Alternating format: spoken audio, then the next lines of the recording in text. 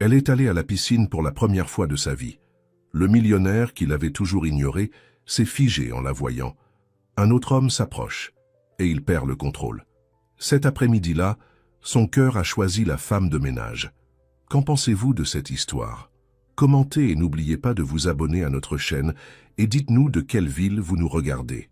Je vous promets que ce sera la meilleure histoire que vous entendrez de votre vie.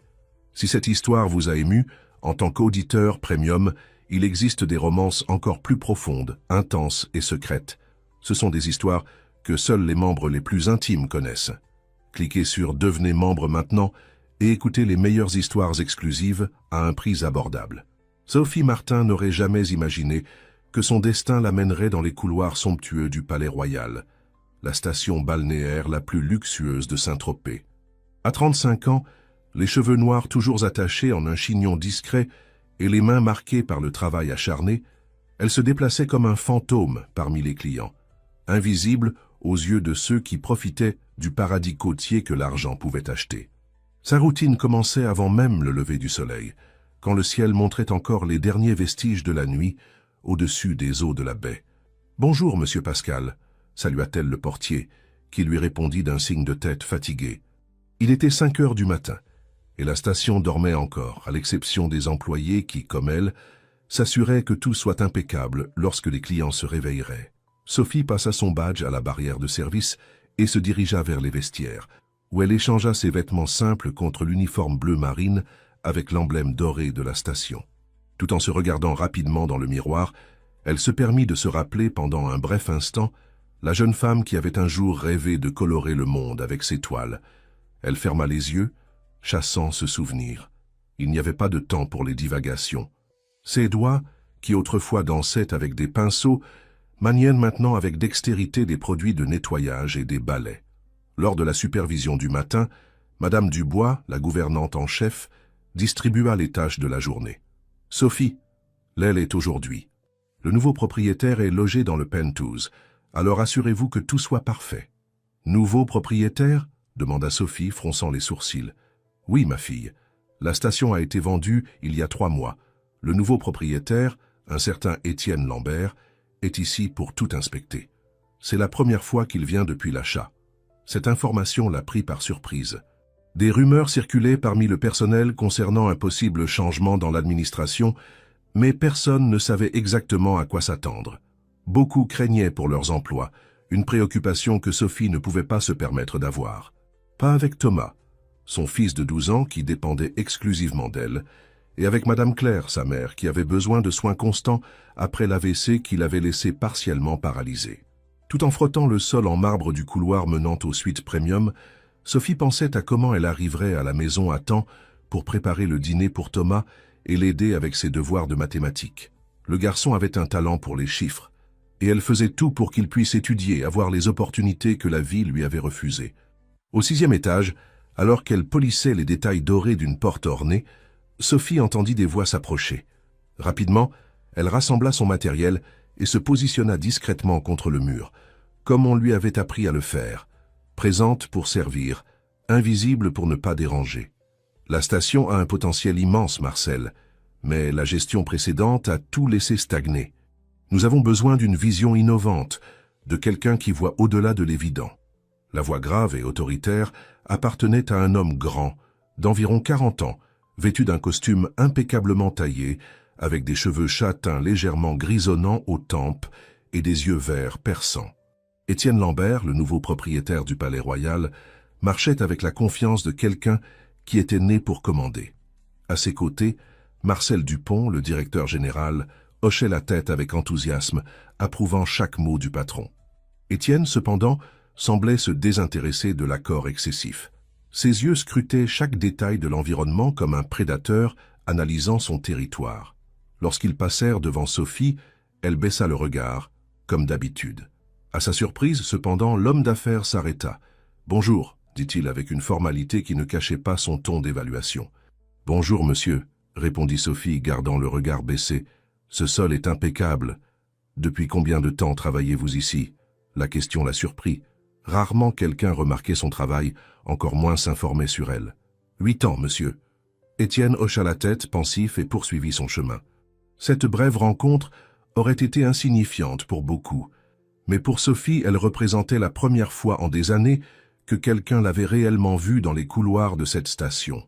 Dans le luxueux bureau du penthouse, Étienne analysait des tableaux financiers sur son ordinateur portable, tandis que la vue paradisiaque de la baie de Saint-Tropez servait de toile de fond.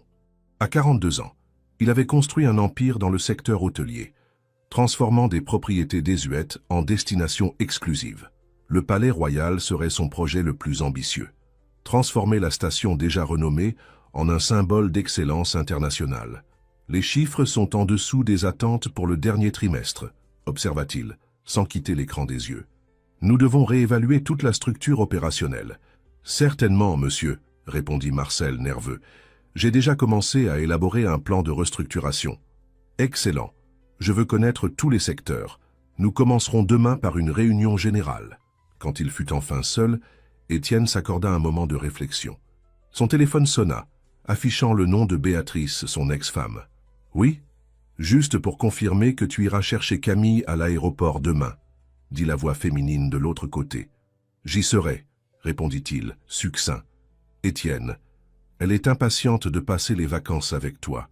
S'il te plaît, cette fois, accorde de l'attention à notre fille. » L'appel se termina, laissant un silence pesant. Étienne regarda la photo sur son bureau. Sa fille Camille, maintenant âgée de 15 ans, souriant devant la tour Eiffel lors de leur dernier voyage ensemble. Un voyage qu'il avait passé pratiquement entièrement en appel d'affaires. La nuit était déjà tombée lorsque Sophie termina son service. Épuisée, elle prit le bus qui la conduirait au quartier modeste en périphérie de Saint-Tropez, où elle louait une petite maison de 2 chambres. En arrivant, elle trouva Thomas regardant la télévision, tandis que Madame Claire somnolait dans le fauteuil à côté. « Maman, j'ai apporté ton plat préféré », annonça le garçon montrant le cahier ouvert sur la table. « Et j'ai déjà terminé mes devoirs de mathématiques. » Sophie sourit, embrassant son fils de toutes ses forces restantes. « Mon petit génie. » Après avoir aidé Madame Claire à s'installer dans son lit et vérifier les devoirs de Thomas, Sophie s'accorda enfin un moment à elle. D'une boîte gardée au fond de l'armoire, elle sortit un carnet de dessin.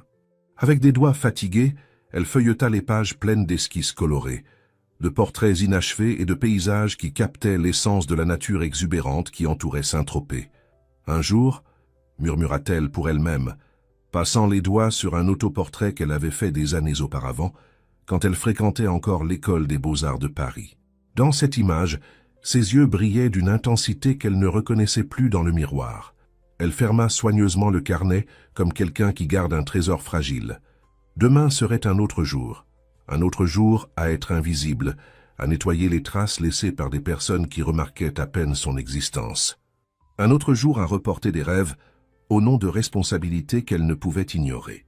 Ce que Sophie ne savait pas, c'est que, tandis qu'elle rangeait ses dessins, Étienne Lambert observait le ciel étoilé de la même ville, tous deux liés par un destin qui avait commencé à tisser ses fils ce jour apparemment ordinaire, lorsque leurs regards s'étaient brièvement croisés dans le couloir du 6e étage.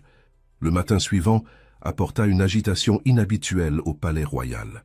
Des employés de tous les secteurs furent convoqués à une réunion dans le grand salon d'événements, chose qui n'était pas arrivée depuis l'inauguration de la station 3 ans auparavant.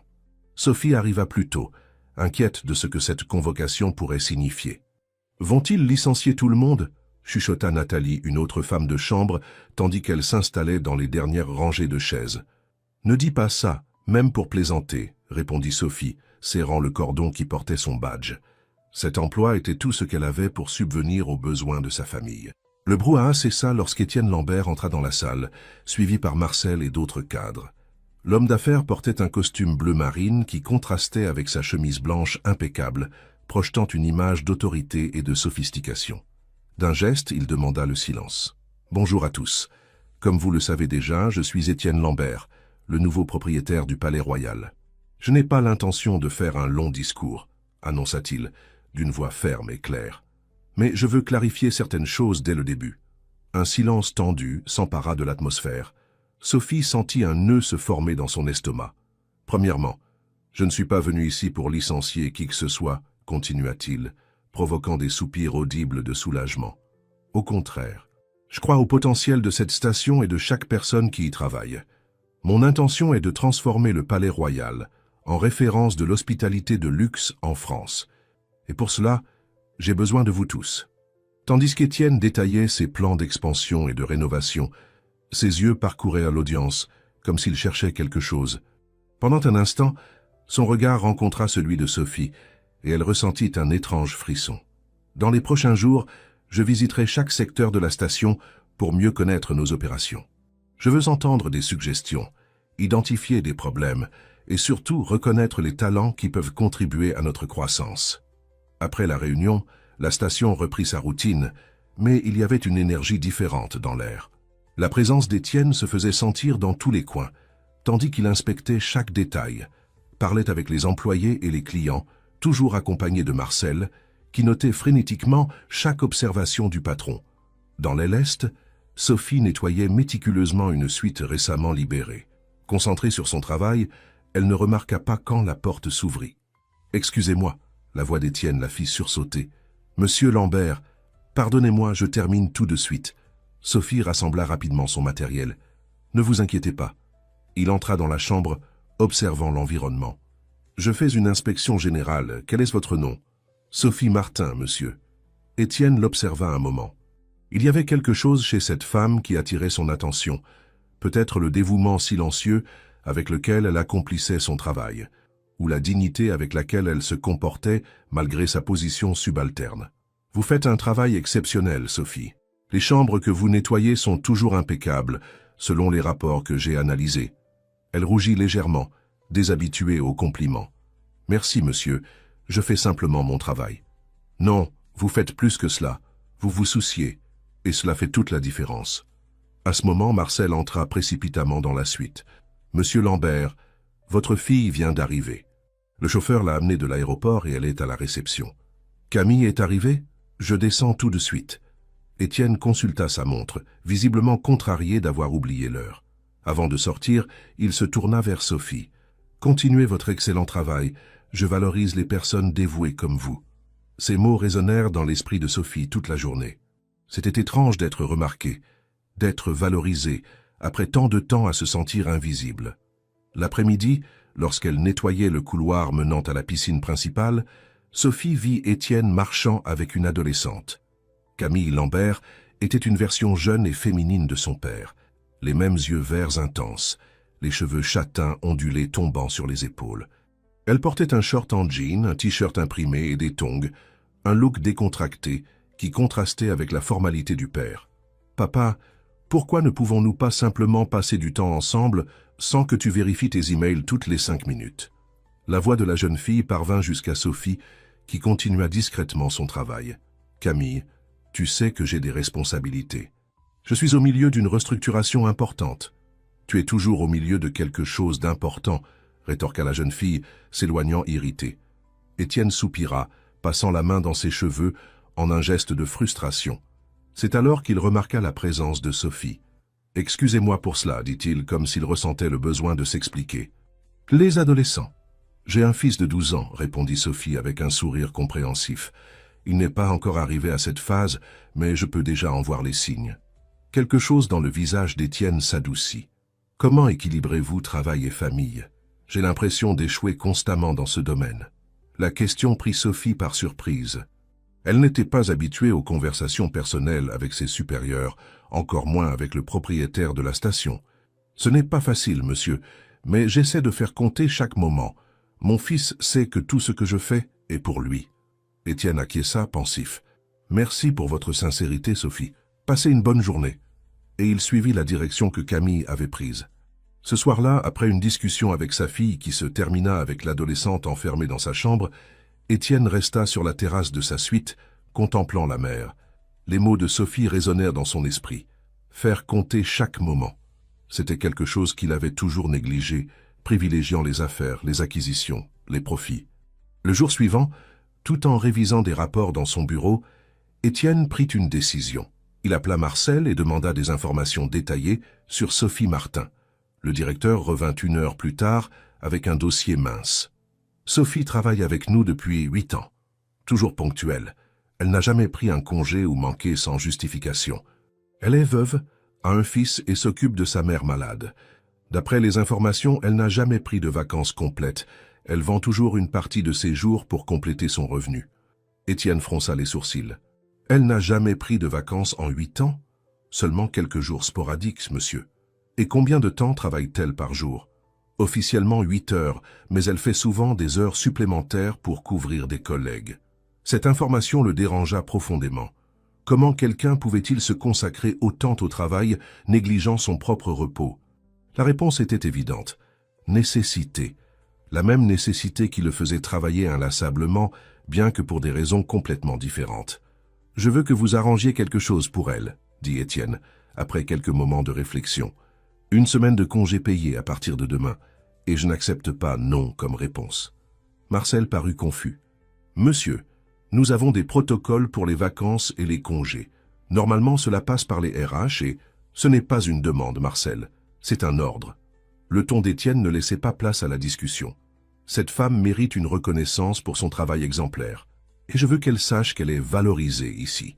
Lorsque Sophie fut appelée dans le bureau de Marcel à la fin de son service, son cœur s'accéléra. Malgré les paroles d'Étienne lors de la réunion générale, la peur du licenciement était toujours présente. « Sophie, j'ai une communication de M. Lambert », commença Marcel, semblant légèrement mal à l'aise. « Il a décidé que vous prendrez 1 semaine de congé payé à partir de demain. »« Congé ? Mais je n'ai pas demandé de congé, » protesta-t-elle confuse. « C'était une décision personnelle de M. Lambert. Il a été impressionné par votre travail et votre dévouement. Il considère cela comme une reconnaissance pour vos services. » Sophie resta sans voix. 1 semaine entière de congé avec paiement intégral. C'était sans précédent dans son expérience à la station. « Et il a laissé ceci pour vous » ajouta Marcel, lui remettant une enveloppe. À l'intérieur, il y avait une carte d'accès dorée et une note manuscrite. « En remerciement pour votre dévouement, en plus du congé, vous et votre famille êtes invités à profiter des installations de la station pendant cette semaine. Cette carte donne accès à toutes les zones, y compris les restaurants et le spa. Étienne Lambert. » Sophie tint la carte d'une main tremblante. Cela ne semblait pas réel. En 8 ans de travail acharné, elle n'avait jamais mis les pieds dans la piscine de la station, jamais goûté aux repas servis dans les restaurants exclusifs, jamais été traitée comme une invitée. « Puis-je amener mon fils et ma mère ?» demanda-t-elle encore incrédule.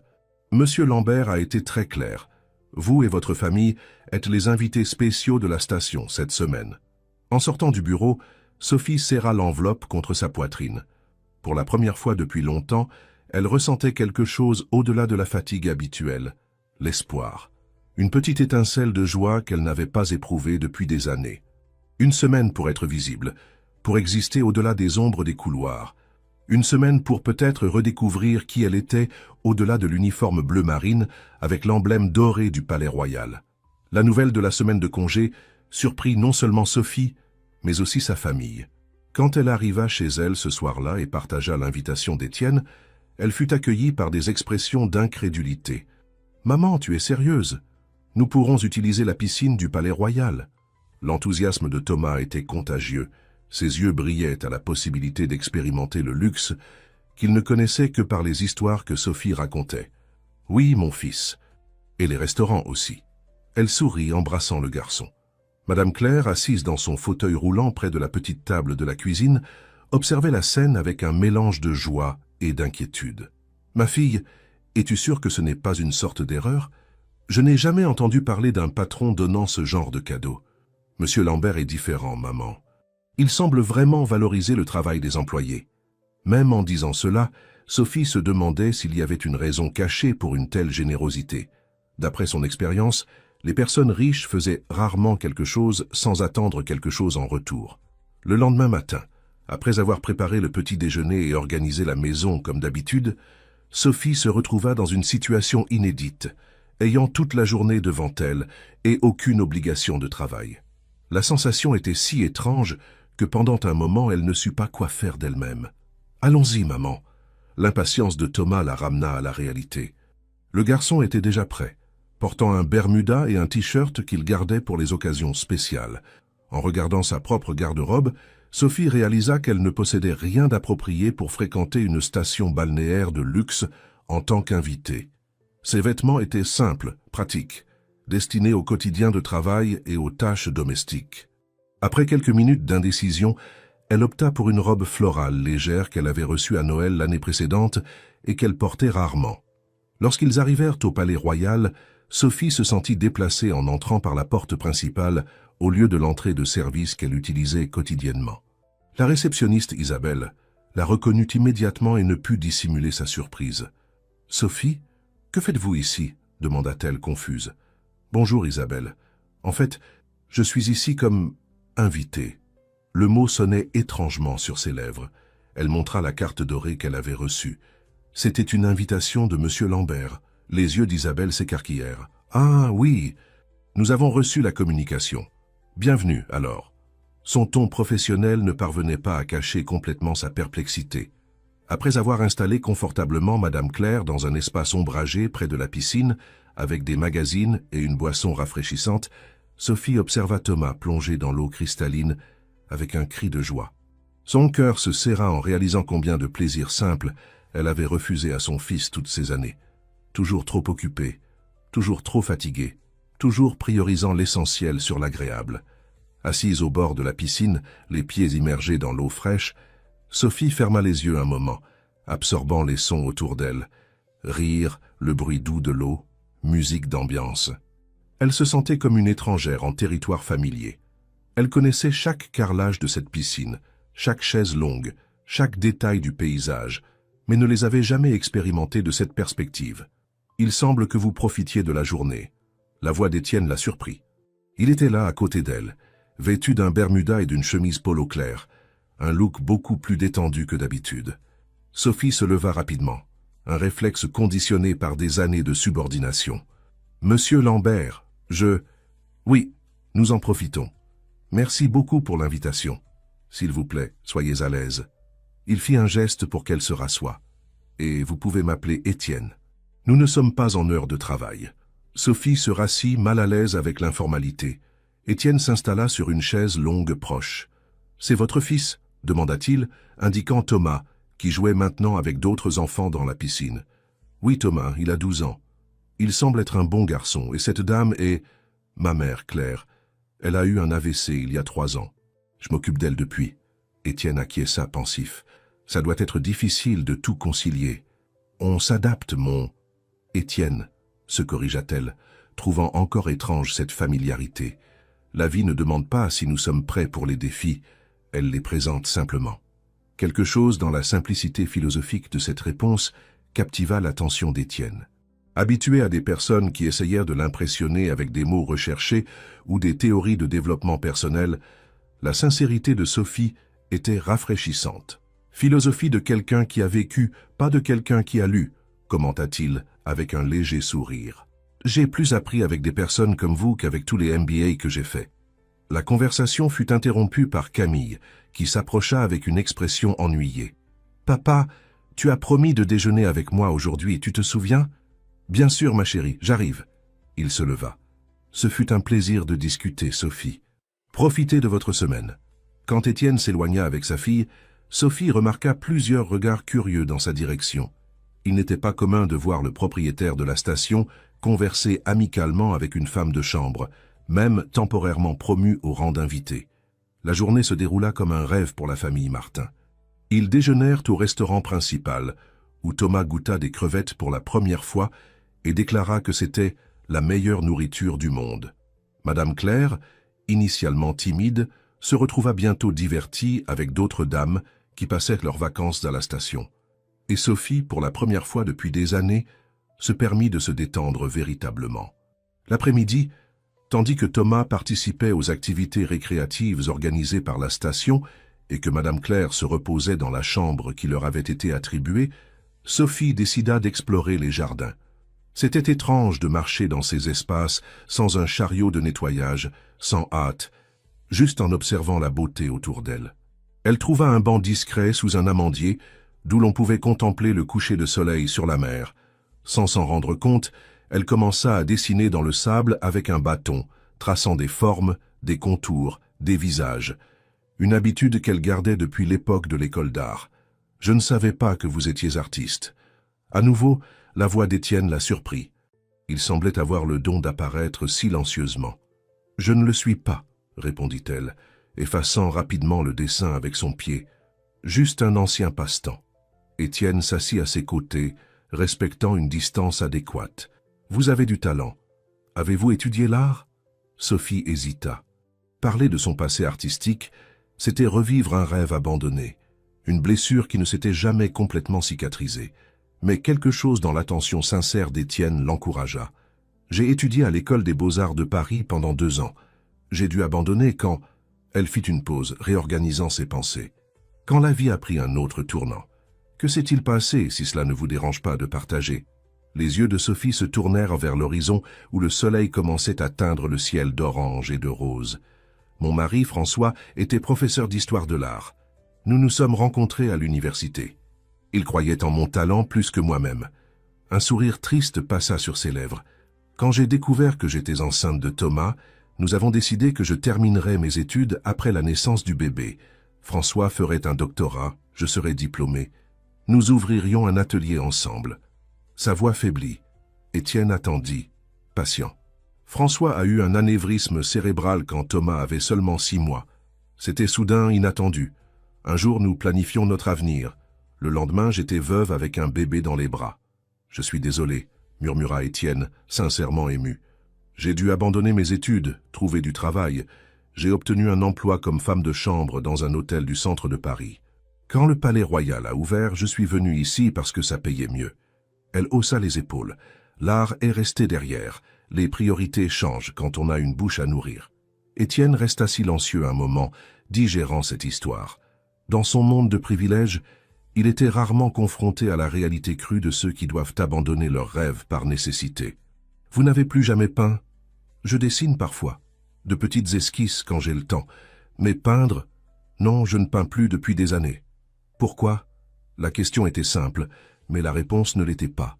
Sophie réfléchit avant de répondre. Au début, par manque de temps et de ressources. Ensuite, je crois que par peur. Peur de découvrir que j'ai perdu le talent. Ou pire, de redécouvrir une passion que je ne peux pas poursuivre. Ces mots touchèrent Étienne d'une manière inattendue. Lui-même avait abandonné des passions au cours de sa trajectoire entrepreneuriale. La musique, la littérature, de petits plaisirs sacrifiés sur l'autel du succès. La différence était qu'il avait choisi ce chemin. Sophie l'avait eu imposé par les circonstances. « Il n'est jamais trop tard pour recommencer », dit-il finalement. Sophie sourit, un sourire sincère qui illumina son visage d'une façon qu'Étienne n'avait pas remarquée auparavant. À ce moment, sous la lumière dorée du coucher de soleil, elle n'était plus la femme de chambre efficace, mais une femme d'une beauté sereine et d'une force silencieuse. « Peut-être un jour » répondit-elle, se levant. « Je dois vérifier comment va ma mère. Merci pour la conversation, Étienne. » Tandis qu'il l'observait s'éloigner, Étienne ressentit quelque chose d'inhabituel. Une curiosité qui allait au-delà du professionnel, un désir sincère d'en savoir plus sur cette femme qui portait des histoires et des talents cachés sous l'uniforme de femme de chambre. Au dîner ce soir-là, assis à table avec Camille qui tapait frénétiquement sur son téléphone, ignorant sa présence, Étienne se surprit à chercher Sophie des yeux. Il la localisa à une table discrète dans un coin du restaurant, riant de quelque chose que son fils racontait. La joie sans prétention de cette famille contrastait avec son propre dîner silencieux, rempli de tensions non résolues. « Camille, qui est cette dame dans le fauteuil roulant ?»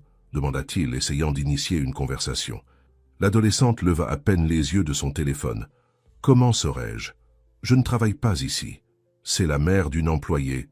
Elles sont hébergées comme mes invitées cette semaine. »« Cool, » répondit Camille, sans montrer d'intérêt. « Puis-je aller dans ma chambre? Il y a un film que je veux regarder. » Étienne soupira, acquiesçant.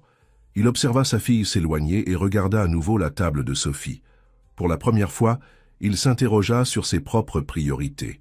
Voilà une femme qui avait presque tout perdu, mais qui maintenait sa dignité et son dévouement intacts. Élevant un fils visiblement heureux malgré les difficultés. Et lui, avec toutes ses ressources et ses privilèges, parvenait à peine à maintenir une conversation avec sa propre fille. Cette nuit-là, Étienne resta éveillé tard, pensant aux talents perdus, aux opportunités gaspillées et à l'étrange sensation que Sophie éveillait en lui, un mélange d'admiration, de curiosité et quelque chose de plus, quelque chose qu'il n'était pas encore prêt à nommer. Le 3e jour de la semaine de congé de Sophie, se leva avec un ciel d'un bleu intense, sans aucun nuage à l'horizon. Elle se réveilla tôt par habitude, mais au lieu de se précipiter pour préparer le petit déjeuner de la famille, elle se permit de rester au lit quelques minutes de plus, savourant le silence et la tranquillité. À travers la fenêtre de la chambre de l'hôtel, elle pouvait voir la mer calme, reflétant le soleil levant comme des milliers de diamants éparpillés sur un manteau bleu. Après avoir aidé sa mère pour la douche et s'être assurée que Thomas dormait encore profondément, Sophie décida de faire quelque chose qu'elle n'avait pas fait depuis des années, marcher seule sur la plage à l'aube. Elle enfila un short simple et un chemisier léger, attacha ses cheveux en queue de cheval et sortit silencieusement de la chambre. Le sable était froid sous ses pieds nus, pas encore réchauffé par le soleil du matin. Elle marchait lentement, observant les petits coquillages que la mer avait déposés pendant la nuit, sentant la brise marine caresser son visage. À quelques mètres de la ligne d'eau, elle trouva un morceau de bois apporté par les vagues, lisse et poli par l'action du temps et du sel. Sans trop réfléchir, elle le prit et commença à dessiner sur le sable humide. Les formes apparurent naturellement. Le contour de la baie, les montagnes en arrière-plan, les palmiers qui s'alignaient le long du rivage. Ses doigts se déplaçaient avec une fluidité qu'elle pensait avoir perdue, recréant le paysage devant elle avec des traits précis et sensibles. Elle était tellement absorbée par sa création qu'elle ne remarqua pas l'approche d'une autre personne. Impressionnant. Sophie sursauta en entendant la voix d'Étienne. Il se tenait à quelques pas de distance, vêtu de vêtements de sport et le visage légèrement rougi, comme s'il venait de courir. « Excusez-moi, je ne voulais pas vous effrayer, » dit-il, s'approchant pour mieux observer le dessin sur le sable. « Vous avez un don authentique. »« Merci, » répondit-elle, soudainement consciente de son apparence simple et sans prétention. « Je me distrais simplement. »« Ce n'est pas de la distraction, Sophie, c'est de l'art. » Étienne s'accroupit pour examiner les détails du dessin. La façon dont vous avez capturé la lumière sur les montagnes, la texture des vagues. Depuis combien de temps ne dessinez-vous plus sérieusement? Sophie réfléchit un moment. Dessin occasionnel mis à part, je ne me consacre plus vraiment à l'art depuis que François est parti. Donc presque 13 ans. C'est du gaspillage, commenta Étienne se relevant.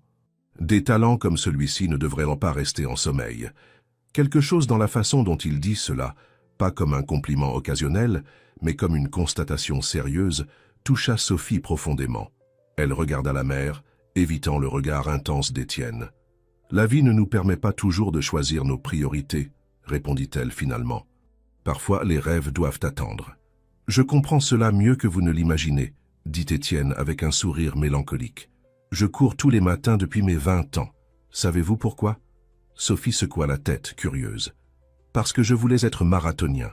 J'ai même sérieusement entraîné pendant un temps, mais quand l'entreprise de mon père a commencé à croître, j'ai dû assumer plus de responsabilités.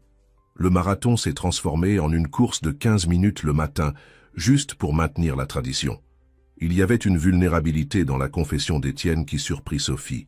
Le puissant homme d'affaires portait aussi des rêves abandonnés. « Au moins, vous courez encore, » observa-t-elle. « Vous avez maintenu une connexion avec cette partie de vous. » Étienne acquiesça pensif. « C'est peut-être ce que vous devriez faire avec votre art. Il n'a pas besoin d'être une carrière. Cela peut être une façon de vous reconnecter avec vous-même. » Les mots d'Étienne éveillèrent quelque chose en Sophie, une petite flamme qu'elle croyait éteinte. C'était vrai que l'art n'avait pas besoin d'être tout ou rien. Il pourrait être un refuge, un moment de plaisir au milieu des responsabilités. « Vous courez tous les jours ?» demanda-t-elle, changeant légèrement de sujet. « J'essaie. Cela aide à éclaircir l'esprit avant les décisions de la journée. Et quelles décisions vous occupent aujourd'hui ?» La question s'échappa avant qu'elle ne puisse contenir sa curiosité. Étienne sourit, semblant apprécier l'intérêt sincère. « J'évalue la possibilité d'agrandir la station, de créer une aile dédiée aux retraites artistiques et de bien-être. Saint-Tropez a un potentiel incroyable pour attirer des personnes qui cherchent la reconnexion et la créativité. » Les yeux de Sophie s'illuminèrent. « Ce serait merveilleux. Cet endroit a une énergie spéciale. Je suis d'accord.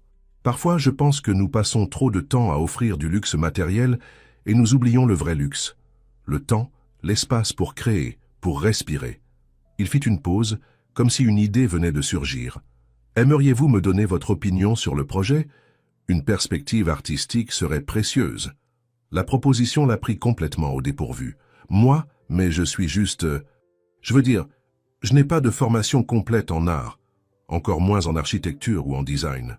Justement pour cela, je veux la vision de quelqu'un qui comprend l'art par passion, pas par diplôme.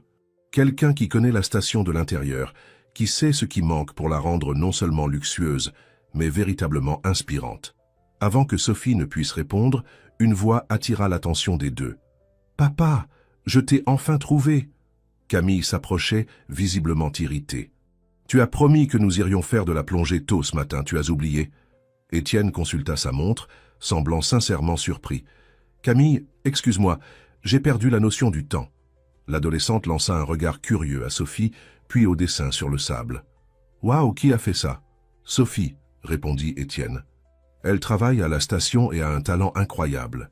Mon père oublie toujours ses engagements, » dit Camille directement à Sophie, ignorant le regard réprobateur d'Étienne. « Mais ce dessin est vraiment très beau. Vous êtes une artiste professionnelle ?» La franchise de la jeune fille fit sourire Sophie. « Non, juste une femme de chambre avec un ancien hobby. » « Eh bien, vous devriez envisager de changer de carrière, parce que c'est mieux que beaucoup de choses que j'ai vues dans des galeries chères. » « Camille !» Étienne la réprimanda, mais il y avait une pointe de fierté dans son ton. « Quoi ? Je suis juste honnête. » L'adolescente haussa les épaules. « Alors allons-nous plonger ou non ?» Étienne regarda Sophie comme s'il s'excusait pour l'interruption. « Nous devons parler davantage du projet. Que diriez-vous de dîner avec nous ce soir, vous, votre fils et votre mère, au restaurant principal, à 20h. Ce serait un plaisir, répondit Sophie, se surprenant elle-même par la rapidité de son acceptation. Tandis qu'elle observait le père et la fille s'éloigner sur la plage, Camille gesticulant avec animation pendant qu'elle parlait et Étienne écoutant attentivement, Sophie ressentit un étrange mélange d'émotions. Il y avait quelque chose dans la façon dont Étienne la regardait, dont il valorisait ses opinions, qui la faisait se sentir vraiment vue, peut-être pour la première fois depuis des années. Quand elle retourna dans la chambre, elle trouva Thomas réveillé, regardant des dessins animés à la télévision, et Madame Claire feuilletant un magazine. « Maman, tu as disparu !» s'exclama le garçon. « Regarde, il y a une chaîne juste de sports extrêmes. Je suis allée me promener sur la plage, expliqua-t-elle, s'asseyant à côté de son fils, et nous avons une invitation à dîner ce soir. »« Invitation de qui ?» demanda Madame Claire, levant les yeux du magazine. « De Monsieur Lambert. Il veut discuter de quelques projets pour la station et a demandé mon opinion. » Madame Claire fronça les sourcils, un geste que Sophie connaissait bien. « Ma fille, fais attention. Les hommes riches ne demandent généralement pas l'opinion des femmes de chambre sans arrière-pensée. »« Maman, ce n'est pas ça du tout, » protesta Sophie, sentant son visage rougir. « C'est purement professionnel. Il sait que j'ai une formation en art et veut une perspective différente, c'est tout. »« Si tu le dis... » L'expression sceptique de Madame Claire montrait clairement qu'elle n'était pas convaincue. Sophie décida de ne pas alimenter les soupçons de sa mère, d'autant plus qu'elle-même ne parvenait pas à définir exactement ce qui se passait entre elle et Étienne. C'était une relation étrange, pas complètement professionnelle, mais certainement pas personnelle. Où l'était-elle? La journée passa avec diverses activités. Thomas participa à un cours de paddle, révélant un talent naturel pour le sport aquatique. Madame Claire découvrit un groupe de dames qui jouaient aux cartes quotidiennement dans l'espace social et fut rapidement incluse. Et Sophie, pour la première fois depuis des années, s'offrit le luxe d'une séance au spa de la station, un privilège qu'elle n'avait jamais imaginé expérimenter. À mesure que l'heure du dîner approchait, une anxiété croissante s'empara de Sophie. Que porter? Comment se comporter? Que dire? C'étaient des préoccupations qui ne faisaient plus partie de sa vie depuis longtemps. Après avoir essayé les quelques options qu'elle avait apportées, elle opta pour la même robe florale du premier jour, complétée par une écharpe légère qu'elle avait achetée à la boutique de la station. « Tu es magnifique, maman », dit Thomas, déjà prêt avec une chemise à boutons que Sophie avait insisté pour qu'il porte. « Merci, mon amour. » Elle ajusta ses cheveux une dernière fois dans le miroir. « Souviens-toi, c'est un dîner spécial, alors comporte-toi bien, d'accord ? »« Je me comporte toujours bien », protesta le garçon, avec une expression innocente qui fit rire Sophie. Au restaurant principal, ils furent accueillis par le maître d'hôtel, qui les conduisit à une table sur une terrasse privée avec vue sur la mer. Étienne les attendait déjà, élégant dans un blazer clair sur une chemise bleue sans cravate. Camille était à ses côtés, étonnamment bien habillée dans une robe simple mais élégante. « Bienvenue, salua Étienne, se levant pour les recevoir. « C'est un plaisir de vous avoir comme nos invités ce soir. » Les présentations formelles furent faites, et bientôt la conversation coulait naturellement. À la surprise de Sophie, Camille se montra extrêmement attentionnée envers Madame Claire, l'aidant avec le menu et posant des questions sur sa vie. Thomas, initialement timide, s'anima rapidement quand Étienne commença à parler de bateaux et de navigation, une passion que l'homme d'affaires cultivait dans ses rares moments de loisir. Pendant le dîner, la conversation passa par divers sujets, de l'histoire de Saint-Tropez aux souvenirs d'enfance de Sophie dans la banlieue de Paris. Étienne se révéla être un auditeur attentif et intéressé, posant des questions qui démontraient un désir sincère de mieux la connaître. « Et toi, Thomas, que prévois-tu de faire quand tu seras grand ?» demanda Étienne à un moment donné. Le garçon réfléchit quelques secondes avant de répondre. « Je veux être ingénieur naval, construire de grands bateaux comme ceux-là, dit-il, pointant vers les yachts ancrés dans la baie. « Un objectif admirable, commenta Étienne. Savais-tu que nous avons un petit chantier naval dans la station, pour l'entretien des embarcations? Je peux t'y emmener demain si ta mère le permet. » Les yeux de Thomas s'illuminèrent. « Je peux, maman, s'il te plaît. » Sophie sourit, incapable de résister à l'enthousiasme de son fils. « Bien sûr, si ce n'est pas un dérangement pour Monsieur Lambert. Étienne, s'il vous plaît. Et ce n'est pas un dérangement du tout. En fait, ce sera un plaisir de lui montrer comment ça fonctionne. » Après le dessert, tandis que Camille divertissait Thomas avec des histoires sur les dauphins qui apparaissaient parfois dans la baie et que Madame Claire conversait avec le sommelier sur les vins français, Étienne invita Sophie à une brève promenade sur la terrasse. À la lumière des étoiles et de la pleine lune qui se reflétait dans la mer, Sophie ressentit une étrange intimité naître entre eux.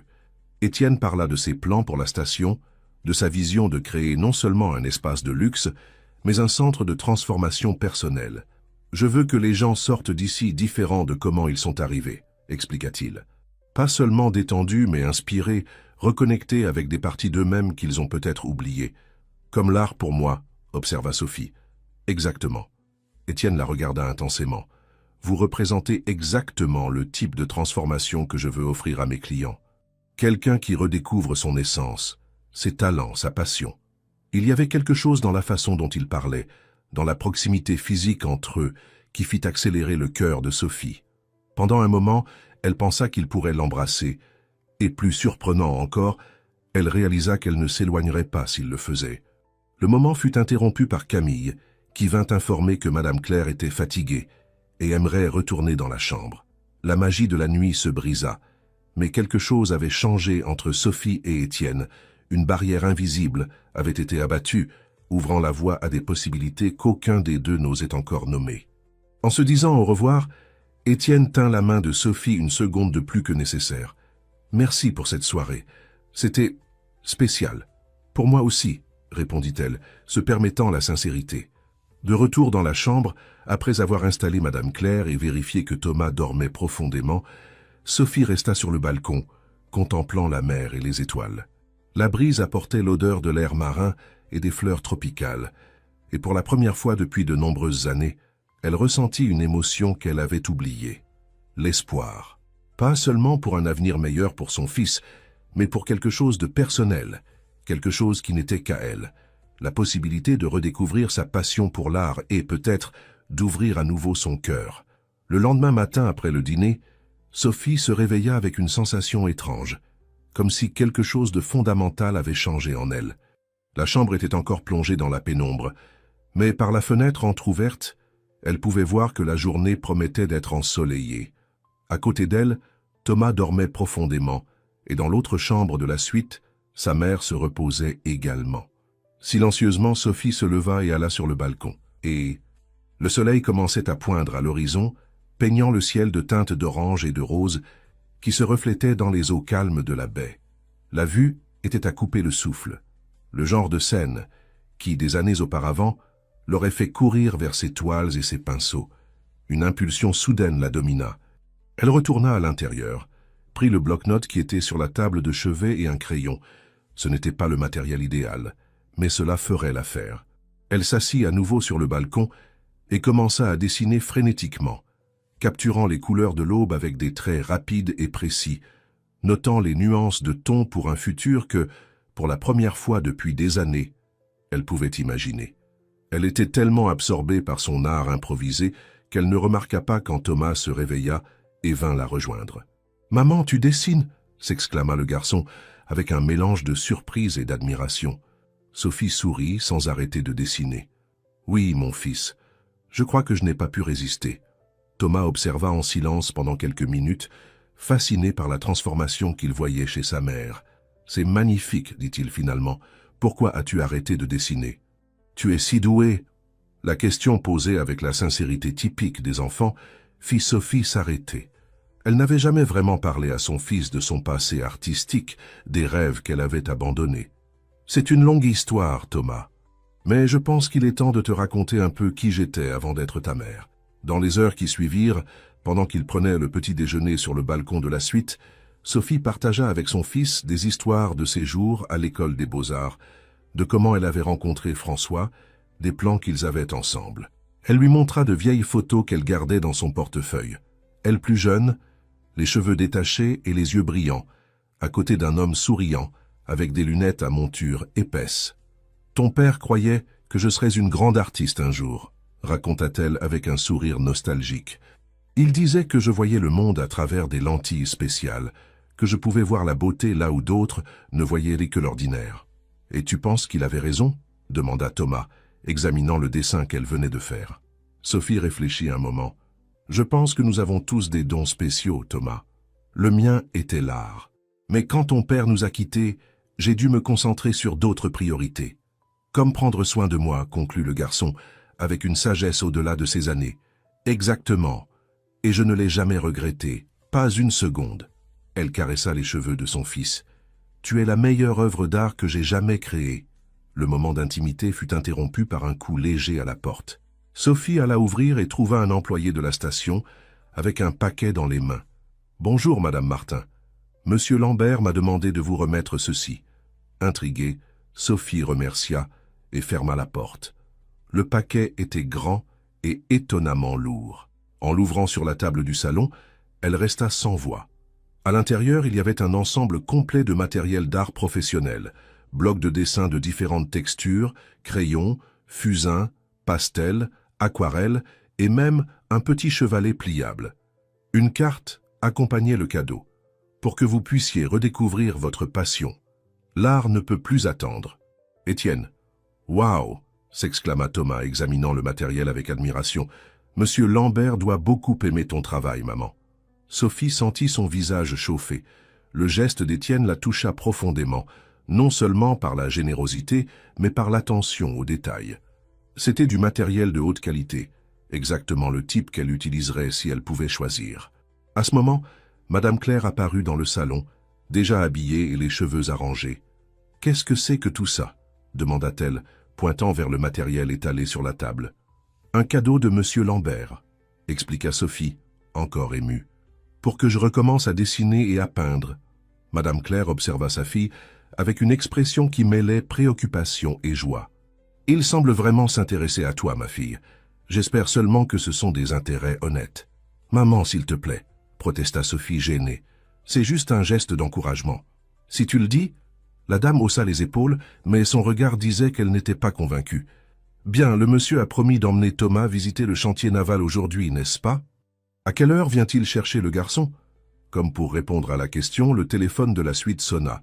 C'était Étienne, confirmant qu'il passerait prendre Thomas dans 1 heure. « Et si vous n'avez pas d'autre plan, ajouta-t-il, j'aimerais vous montrer quelque chose de spécial cet après-midi. » Sophie hésita, pensant à sa mère. « Je dois vérifier si ma mère ira bien seule. »« En fait, interrompit Étienne, j'ai organisé une activité spéciale pour Madame Claire aussi. Il y a un groupe de tai chi pour personnes âgées dans le jardin zen, parfait pour qui a des limitations de mobilité. Et après un atelier d'arrangements floraux que certaines clientes ont demandé. » L'attention aux détails la surprit à nouveau.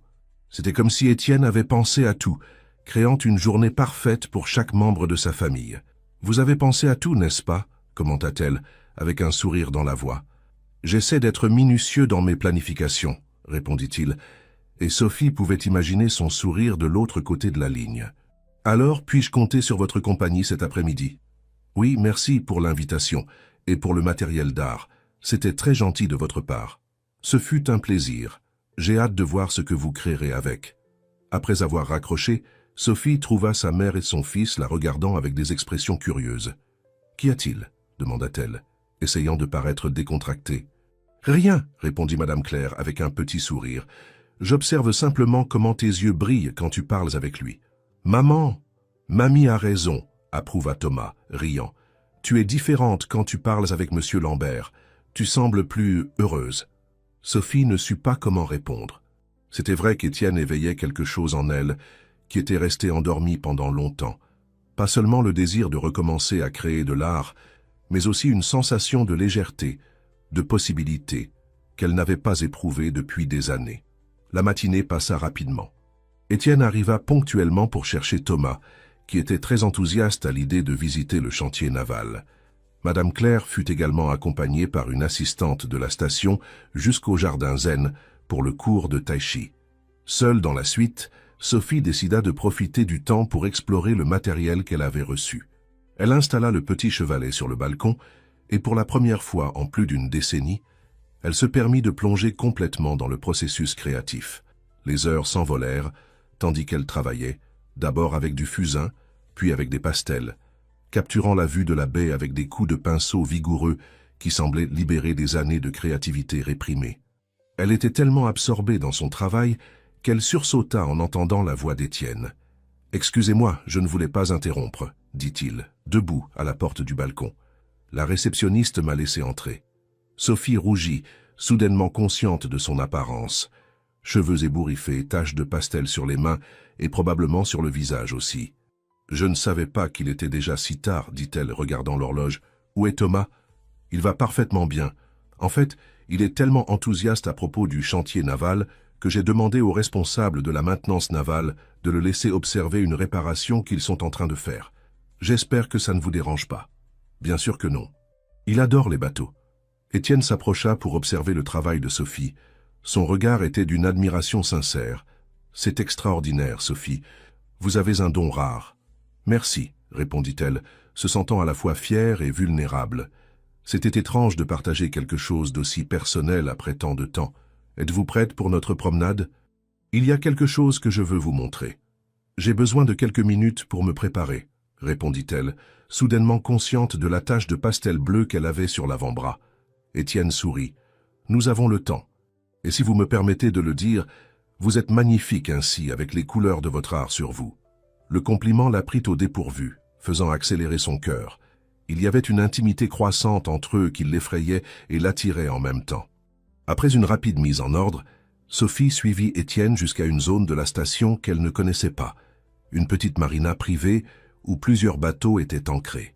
Il la conduisit jusqu'à un voilier élégant de taille moyenne. « Voici le Liberté », présenta-t-il avec une fierté évidente. « Mon refuge personnel quand j'ai besoin d'échapper à tout. »« Il est magnifique », admira Sophie, observant les lignes classiques de l'embarcation. « Faisons une promenade ? L'après-midi est parfait pour naviguer. » Sophie hésita un moment, pensant à son fils et à sa mère. Comme s'il lisait dans ses pensées, Étienne ajouta « Ne vous inquiétez pas, j'ai prévenu l'équipe que vous serez avec moi. Pour toute urgence, ils nous contacteront immédiatement. » Rassurée, Sophie accepta la main qu'il offrait pour l'aider à monter à bord. Le contact physique, bien que bref, envoya un courant électrique dans son corps. Tandis qu'il naviguait dans la baie, avec Étienne manœuvrant habilement le voilier, Sophie se permit de se détendre complètement. Le vent sur son visage, le soleil brillant sur les eaux cristallines, la sensation de liberté, tout contribuait à un moment de parfait bonheur. Ils jetèrent l'ancre dans une petite crique déserte, protégée par des falaises couvertes de végétation tropicale. Étienne prépara un léger déjeuner qu'il avait apporté à bord, fruits frais, fromage, pains artisanaux et vin blanc frais.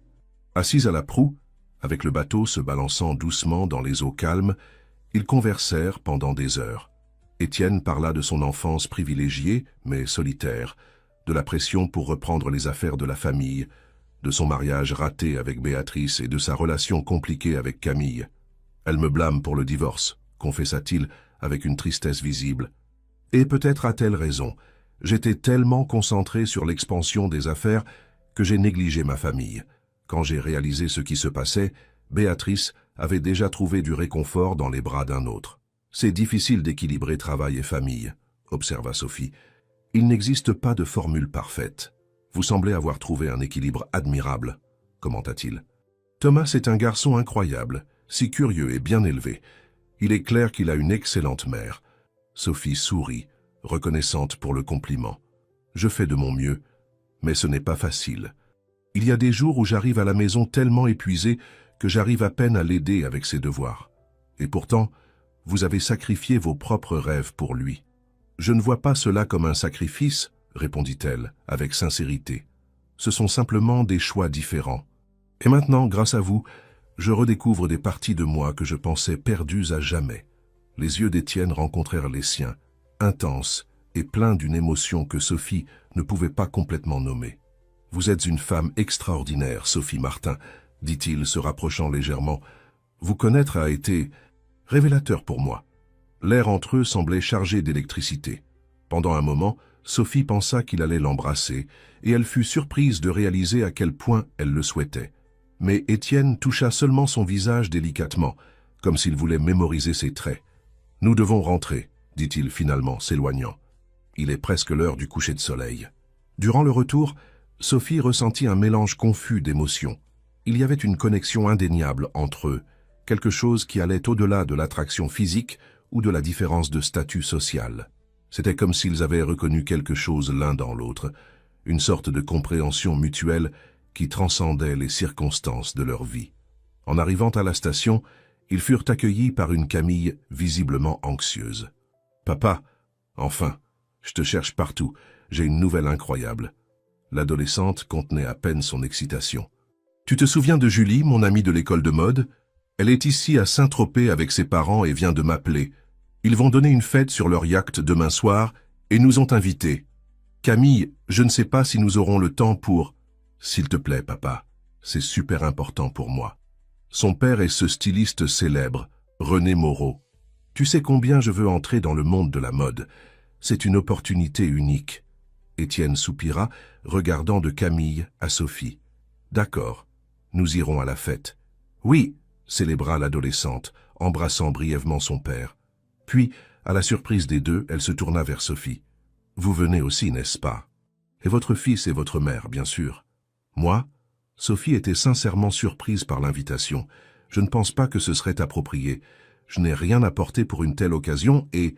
Ce n'est pas un problème, interrompit Camille, avec une lueur déterminée dans les yeux qui rappelait beaucoup son père. Je peux vous aider avec ça. En fait, elle s'arrêta comme si elle venait d'avoir une idée brillante. Je suis sûr que René adorerait voir vos dessins. Il est toujours à la recherche de nouveaux talents pour des motifs exclusifs. Sophie regarda Étienne, qui semblait aussi surpris qu'elle par le changement soudain d'attitude de sa fille.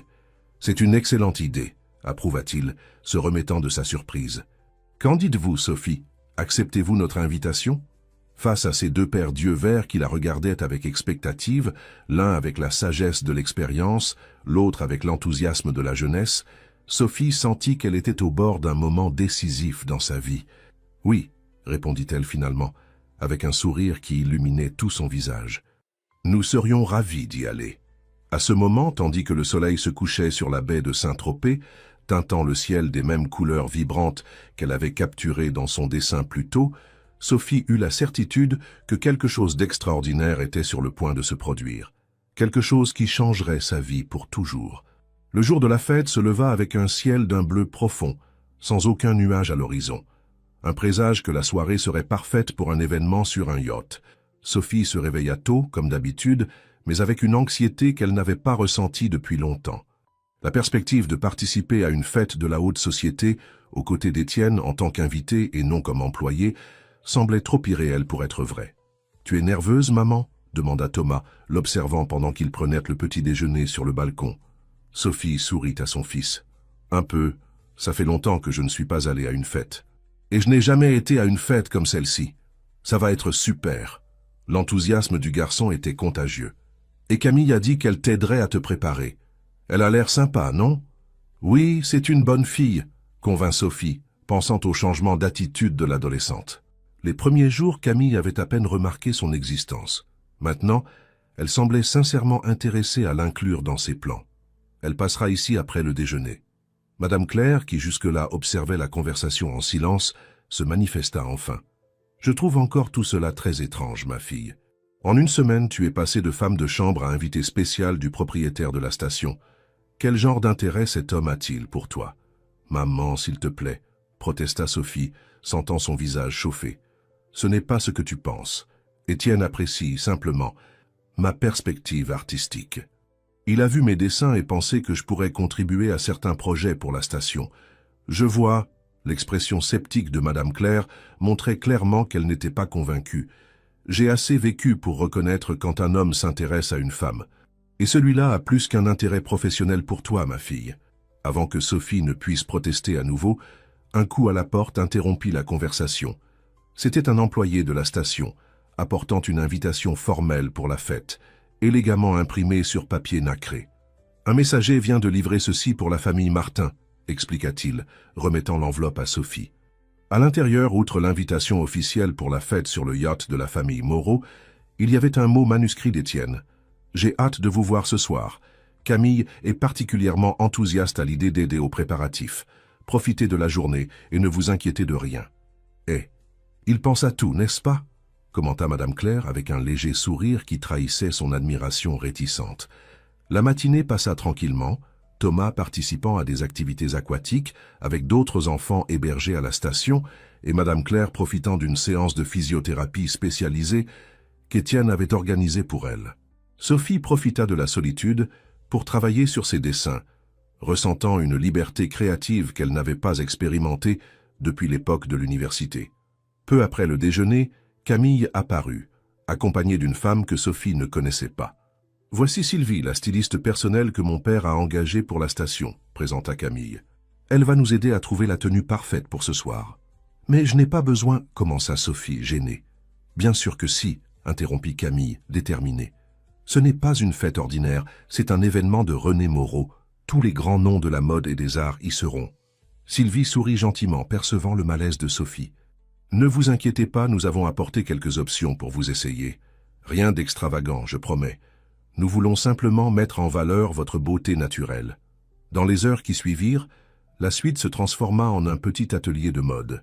Plusieurs pièces furent apportées pour que Sophie les essaie, tandis que Camille donnait son avis avec enthousiasme sur chacune.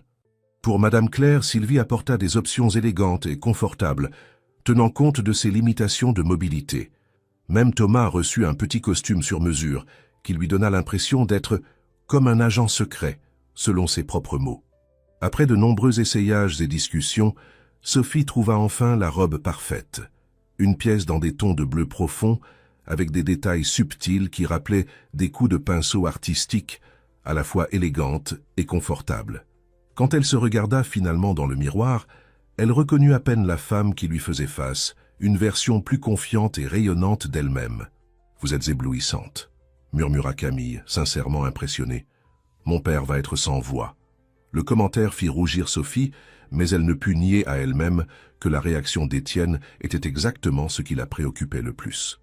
Sylvie insista pour compléter le look avec un maquillage léger qui mettait en valeur les yeux bruns de Sophie et une coiffure simple mais élégante, qui laissait quelques boucles libres encadrant son visage. « Maintenant, oui, » déclara Camille, satisfaite. « Vous êtes prête à briller. » Quand Étienne vint les chercher, son regard en voyant Sophie fut exactement comme Camille l'avait prédit. Il resta littéralement sans voix pendant quelques secondes. Ses yeux parcoururent chaque détail de la transformation avec une admiration qui allait bien au-delà de l'appréciation esthétique. « Vous êtes magnifique, » dit-il finalement, la voix légèrement rauque. « Merci, » répondit Sophie, sentant son cœur accélérer sous le regard intense de l'homme. Camille et Sylvie ont fait tout le travail. Nous avons simplement mis en valeur ce qui était déjà là, corrigea Camille, échangeant un regard complice avec son père. Le trajet jusqu'au port où le yacht était ancré se fit dans une limousine luxueuse. Thomas ne pouvait contenir son excitation, alternant entre presser son visage contre la vitre pour voir le paysage et explorer tous les boutons et fonctionnalités du véhicule. Madame Claire, bien qu'essayant de maintenir une façade d'indifférence, semblait également impressionnée par le traitement VIP. À mesure qu'ils approchaient du port, Sophie sentit l'anxiété grandir. Serait-elle vraiment prête à entrer dans ce monde de luxe et de privilèges? Comment serait-elle reçue par les invités? des personnes qui dépensaient probablement en un dîner l'équivalent de son salaire mensuel. Comme s'il percevait son appréhension, Étienne toucha légèrement sa main. « Tout ira bien, chuchota-t-il.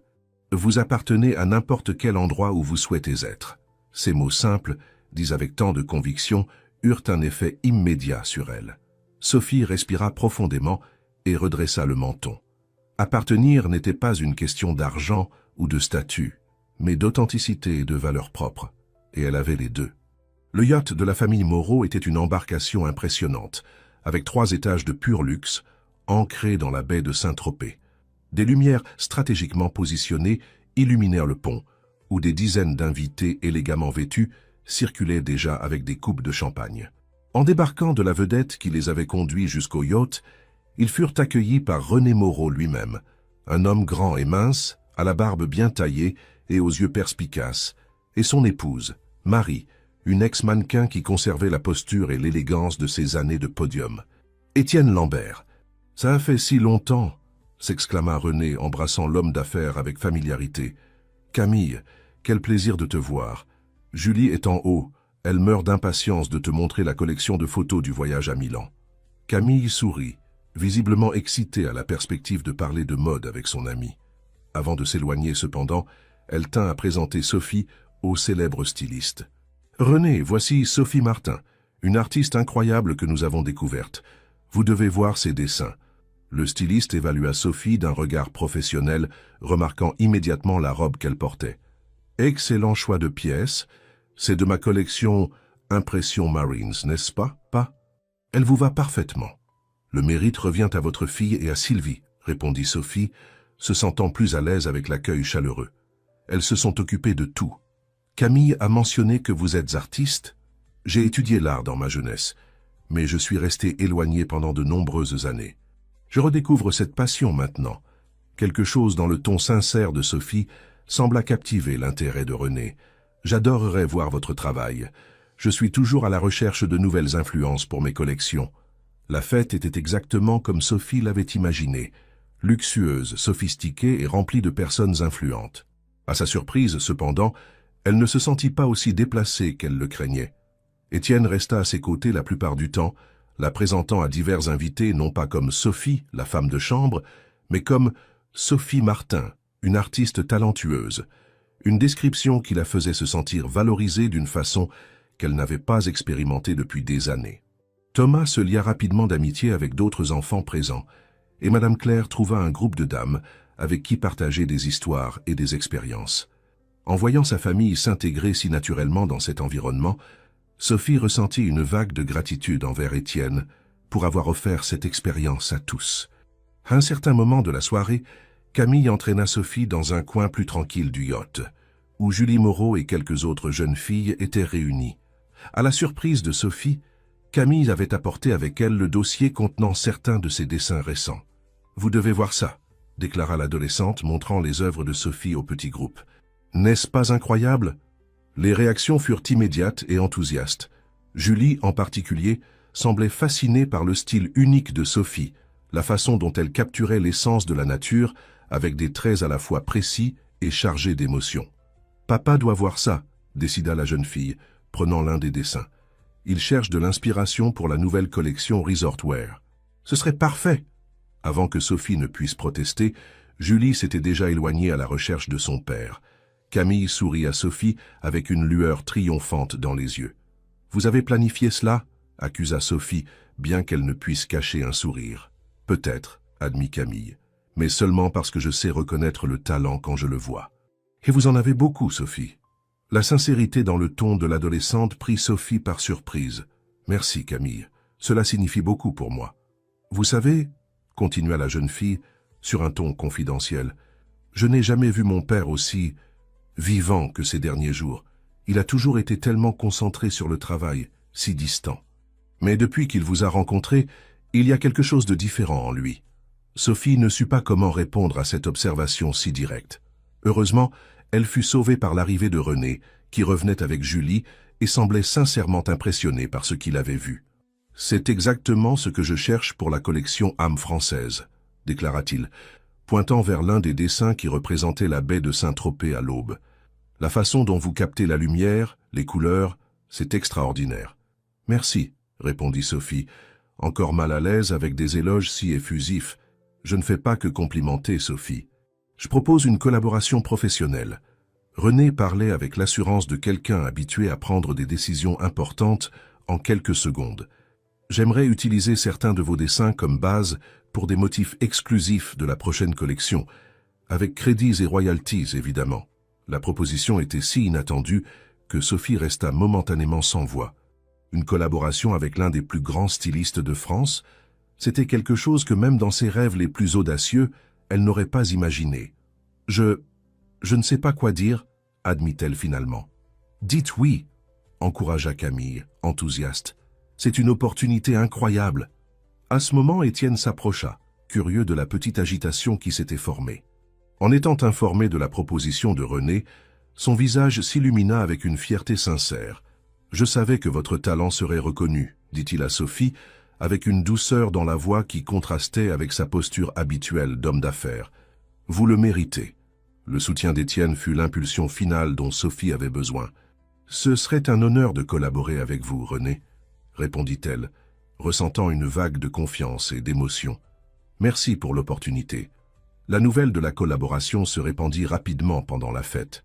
Soudainement, Sophie se vit entourée de personnes intéressées à connaître son travail, à en savoir plus sur sa trajectoire artistique. C'était une sensation étrange et merveilleuse d'être reconnue non comme l'efficace femme de chambre du Palais Royal, mais comme Sophie Martin, l'artiste talentueuse dont les œuvres avaient capté l'attention de René Moreau. Au sommet de la célébration, René demanda l'attention de tous pour un toast. « Cette soirée est spéciale pour de nombreuses raisons », annonça-t-il avec son verre levé. Mais principalement parce qu'elle marque le début d'une collaboration qui, j'en suis sûr, donnera quelque chose d'extraordinaire. À Sophie Martin et sa vision unique de notre beau pays. Tandis que les invités applaudissaient et levaient leurs verres, Sophie sentit ses yeux se remplir de larmes. Elle regarda Thomas qui souriait fièrement.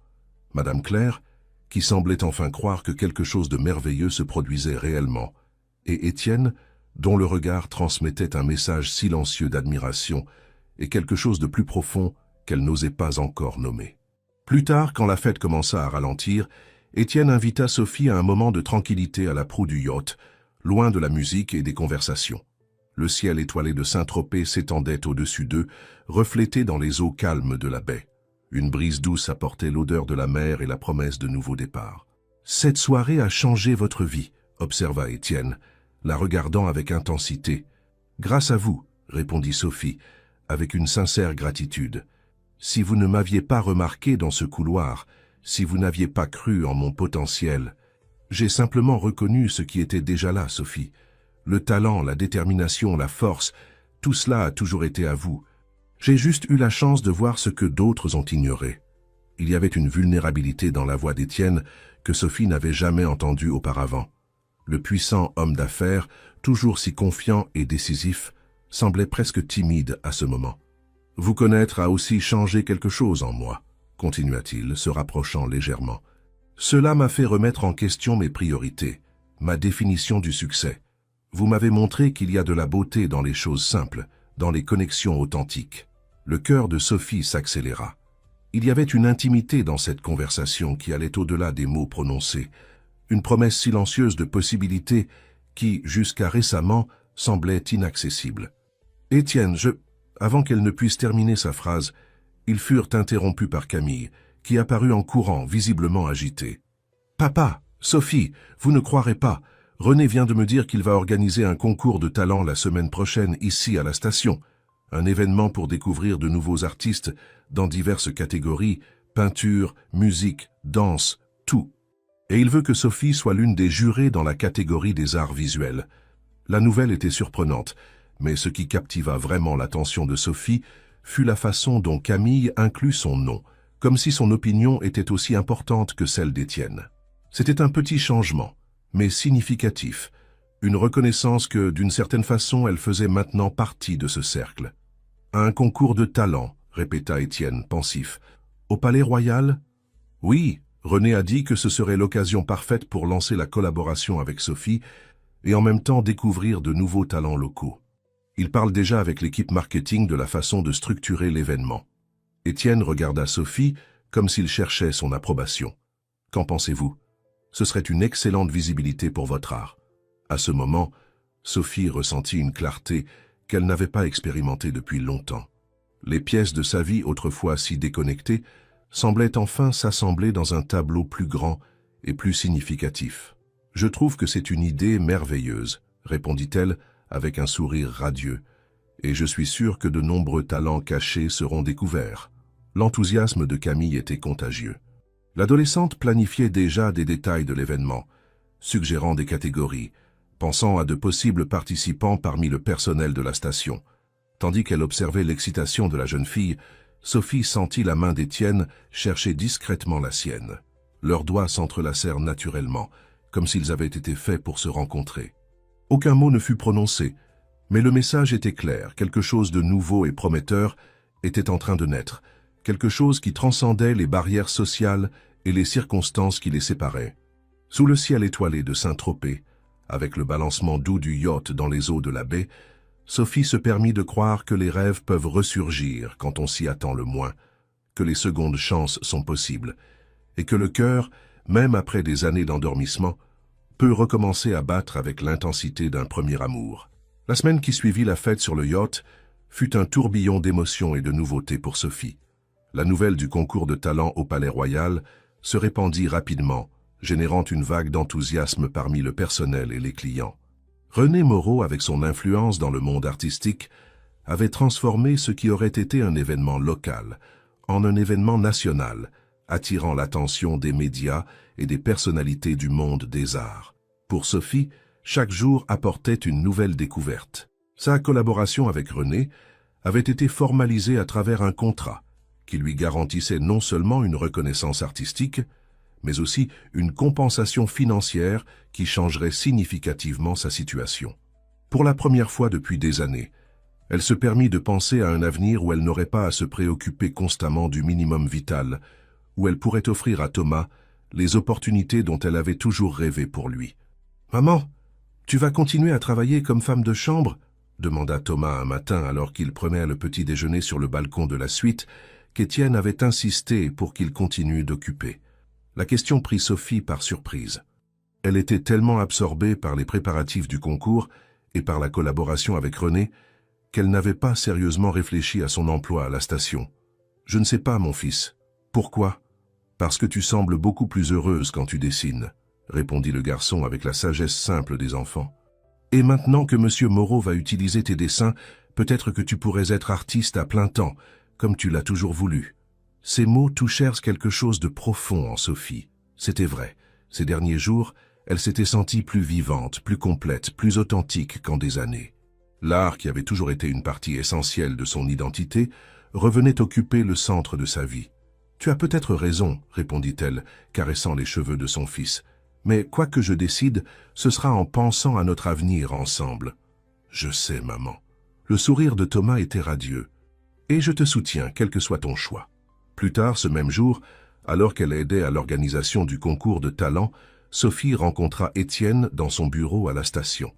Il était concentré sur quelques documents, mais son visage s'illumina en la voyant. « Je pensais justement à vous, » dit-il se levant pour l'accueillir. « Je voulais vous montrer quelque chose. » Il la conduisit jusqu'à une grande table où des plans architecturaux étaient étalés. C'étaient les projets pour l'expansion du Palais Royal, l'aile dédiée aux retraites artistiques et de bien-être qu'il avait mentionné lors de la promenade en bateau. « J'ai incorporé certaines de vos suggestions, » expliqua Étienne, montrant des détails spécifiques sur les dessins. Des espaces plus ouverts, un éclairage naturel, des zones de convivialité intégrées à la nature. Qu'en pensez-vous? Sophie étudia les projets avec attention, sincèrement impressionnée par la vision d'Étienne. « C'est magnifique. Ce sera un espace véritablement inspirant. Et j'aimerais que vous en fassiez partie, » continua-t-il, avec une intensité dans le regard qui fit accélérer le cœur de Sophie. « Pas seulement comme artiste collaboratrice, mais comme directrice créative du programme de résidence artistique que je compte mettre en place. » La proposition était si inattendue que Sophie resta momentanément sans voix. « Moi? Mais je n'ai pas d'expérience administrative ni de formation complète en art et... Vous avez quelque chose de bien plus précieux, » interrompit Étienne, gentiment. Vision, sensibilité et capacité à voir du potentiel, là où d'autres ne voient que l'ordinaire. En plus de connaître la réalité du personnel de la station, ce qui nous donnera une perspective unique sur la façon de mettre en œuvre des programmes inclusifs. Il y avait tant de confiance, tant de certitude dans la voix d'Étienne que Sophie sentit sa résistance initiale se dissoudre.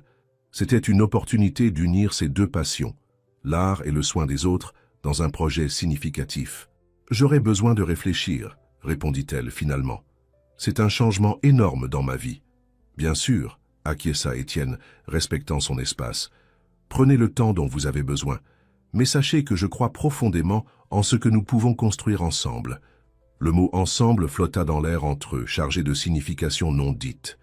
Depuis la soirée sur le yacht, quelque chose avait changé dans la dynamique de leur relation. Il y avait une proximité, une intimité qui allait au-delà de l'amitié ou de l'admiration professionnelle. Aucun des deux, cependant, n'avait fait le pas définitif pour transformer cette connexion en quelque chose de plus concret. Les jours qui précédèrent le concours furent de préparation intense. Des employés de tous les secteurs de la station s'inscrivirent, révélant des talents qui restaient cachés sous des uniformes et des fonctions routinières. Nathalie, la collègue femme de chambre de Sophie, surprit tout le monde avec son habileté vocale. Pascal, le portier, était un sculpteur talentueux qui créait des pièces impressionnantes à partir de bois recueillis sur la plage. Même Marcel, le toujours formel directeur général, révéla un don pour la photographie avec des images qui captaient l'essence de la vie quotidienne à la station. Sophie observait tout avec un mélange de fierté et d'émotion. Ces personnes, qui comme elle travaillaient sans relâche en coulisses pour assurer le confort et le luxe des clients, avaient enfin un moment pour briller, pour montrer leurs individualités au-delà de leurs fonctions. La veille du grand événement, alors qu'elle supervisait les derniers préparatifs dans le salon principal, Sophie fut surprise par l'arrivée d'une femme élégante qu'elle ne connaissait pas. « Vous devez être Sophie Martin », dit l'inconnu, tendant la main. « Je suis Béatrice Lambert, l'ex-femme d'Étienne. » Le cœur de Sophie manqua un battement. Béatrice était exactement comme elle l'avait imaginé, sophistiquée, avec la confiance naturelle de quelqu'un qui a toujours appartenu à la haute société. À côté d'elle, Sophie se sentit soudain inadéquate, malgré toute la transformation qu'elle avait vécue ces derniers jours. « C'est un plaisir de vous rencontrer », répondit-elle, essayant de maintenir sa contenance. « Camille m'a tout raconté sur vous », continua Béatrice, avec un sourire que Sophie ne parvint pas à déchiffrer complètement. « Sur vos dessins, votre collaboration avec René, et sur la façon dont Étienne semble différent depuis qu'il vous a rencontré. » Il y avait une vulnérabilité dans les derniers mots qui surprit Sophie. Ce n'était pas de la jalousie ou du ressentiment qu'elle détectait dans la voix de Béatrice, mais quelque chose de plus complexe, peut-être un mélange d'admiration et de mélancolie. « Étienne a été très généreux avec moi et ma famille », répondit Sophie, prudente. « Généreux, oui, mais aussi sincère d'après ce que me raconte Camille. » Béatrice fit une pause, comme si elle choisissait soigneusement ses prochains mots. « Vous savez, en toutes les années où nous avons été mariés, je n'ai jamais vu Étienne regarder quelqu'un comme Camille dit qu'il vous regarde. Comme s'il avait enfin trouvé quelque chose qu'il cherchait depuis longtemps. » Sophie ne sut pas comment répondre à cette observation si directe. Heureusement, elle fut sauvée par l'arrivée de Camille, qui vint en courant embrasser sa mère. « Vous vous êtes déjà rencontrés? Super !» s'exclama l'adolescente, visiblement satisfaite. « Maman, Sophie n'est-elle pas incroyable? Je te l'avais dit !» L'enthousiasme sincère de Camille brisa la tension du moment. Béatrice sourit, cette fois avec plus de chaleur. « Oui, tu me l'avais dit. Et d'après ce que je vois, tu n'as pas exagéré. » La conversation dériva vers des sujets plus légers, Camille dominant la majeure partie, parlant de sa participation aux préparatifs du concours et de son impatience pour l'événement. Finalement, Béatrice prit congé, non sans dire quelque chose qui resterait gravé dans l'esprit de Sophie pour le reste de la journée. Il mérite quelqu'un qui lui fasse redécouvrir la joie de vivre. D'après ce que je vois, vous pouvez être cette personne. Le matin du grand jour, le palais royal était en pleine effervescence. Le salon principal avait été transformé en un auditorium élégant avec une scène centrale et des sièges disposés en demi-cercle. Des bannières colorées annonçaient le festival de talent, révélé de nouveaux artistes avec le logo de la station et de la marque de René Moreau côte à côte. À la surprise de Sophie, Ces dessins avaient été agrandis et décorèrent le hall d'entrée, formant une exposition improvisée qui attirait l'attention de tous ceux qui arrivaient. C'était surréaliste de voir son travail mis en valeur de cette façon, admiré par des personnes qui, jusqu'à récemment, remarquaient à peine sa présence dans les couloirs. Que pensez-vous de l'exposition? La voix d'Étienne l'a surpris. Il était élégant dans un costume clair, plus détendu que sa tenue formelle habituelle. « C'est indescriptible », répondit-elle, sincèrement émue. « Je n'aurais jamais imaginé voir mon travail ainsi. »« Habituez-vous-y », sourit-il. « Ce n'est que le début. René parle déjà d'une exposition exclusive quand la collection sera lancée. » Il y avait une lueur de fierté dans les yeux d'Étienne qui réchauffa le cœur de Sophie. Ce n'était pas la fierté de quelqu'un qui prend crédit pour la découverte d'un talent, mais la satisfaction sincère de voir quelqu'un qu'il valorise atteindre son potentiel. « Étienne, à propos de la proposition que vous m'avez faite, » Sophie respira profondément, rassemblant son courage. « J'accepte. Je veux faire partie de ce projet, aider à créer quelque chose de significatif ici. » Le visage d'Étienne s'illumina d'un sourire qui semblait venir de l'intérieur. « Vous n'imaginez pas à quel point cela me rend heureux. » Avant qu'ils ne puissent continuer la conversation, ils furent interrompus par Marcel, qui vint les informer que l'événement était sur le point de commencer et que les jurés étaient attendus à leur place. Le festival de talent dépassa toutes les attentes. L'un après l'autre, des employés de la station montèrent sur scène pour montrer des compétences qui restaient cachées dans leur quotidien. Il y eut des présentations musicales qui arrachèrent des larmes au public, des chorégraphies qui impressionnèrent par leur technique et leur créativité, des peintures et des sculptures qui révélaient des regards uniques sur le monde. En tant que jurée de la catégorie des arts visuels, Sophie eut la difficile tâche d'évaluer des travaux qui, pour la plupart, venaient d'artistes autodidactes, des personnes qui, comme elle, n'avaient jamais eu l'opportunité de développer formellement leur talent. Son approche sensible et respectueuse gagna l'admiration de tous, y compris René Moreau, qui commenta discrètement à Étienne le regard rare que Sophie possédait. Pendant l'entracte, tandis que les invités profitaient d'un cocktail dans le jardin, Étienne conduisit Sophie vers un coin plus tranquille, près de la piscine illuminée. « Il y a quelque chose que je dois vous dire, » commença-t-il, avec un sérieux qui l'inquiéta momentanément. « Quelque chose que je ressens depuis que je vous ai vraiment connu, mais que je n'ai pas eu le courage d'exprimer ouvertement. » Le cœur de Sophie s'accéléra. Le moment qu'ils semblaient tous deux éviter et désirer en même temps était-il enfin arrivé. « Sophie, vous connaître a changé ma perspective sur tout, sur le succès, sur le bonheur, sur ce qui compte vraiment dans la vie. » Étienne parlait avec une émotion contenue, choisissant soigneusement chaque mot. « Vous m'avez montré qu'il y a de la beauté dans la simplicité, qu'il y a de la dignité dans le travail honnête, qu'il y a du courage à recommencer. » Il fit un pas en avant, réduisant la distance entre eux. « Mais par-dessus tout, vous m'avez montré que je suis encore capable de ressentir quelque chose que je pensais avoir perdu pour toujours, la capacité de tomber complètement amoureux, sans réserve, de quelqu'un qui m'inspire et me défie chaque jour. » Les mots touchèrent Sophie comme des vagues, chacune plus forte que la précédente. C'était la confirmation de ce que son cœur savait déjà, mais que son esprit rationnel remettait encore en question. « Étienne, Elle hésita, cherchant les mots justes. « J'ai peur. Nos mondes sont si différents. Jusqu'à la semaine dernière, je nettoyais les chambres de cette station. Et vous êtes le propriétaire, un homme d'affaires accompli, avec une vie que je ne peux même pas imaginer. Des mondes différents qui se sont rencontrés pour une raison, répondit-il, prenant ses mains entre les siennes. Je ne suis pas amoureux de l'artiste talentueuse qui a été découverte, ni du potentiel de ce que vous pouvez devenir. Je suis amoureux de Sophie Martin, la femme que j'ai vue pour la première fois dans ce couloir, faisant son travail avec une dignité et un dévouement qui m'ont profondément touché. Il y avait tant de sincérité dans ses paroles, tant d'émotions authentiques dans ses yeux, que les dernières défenses de Sophie s'effondrèrent.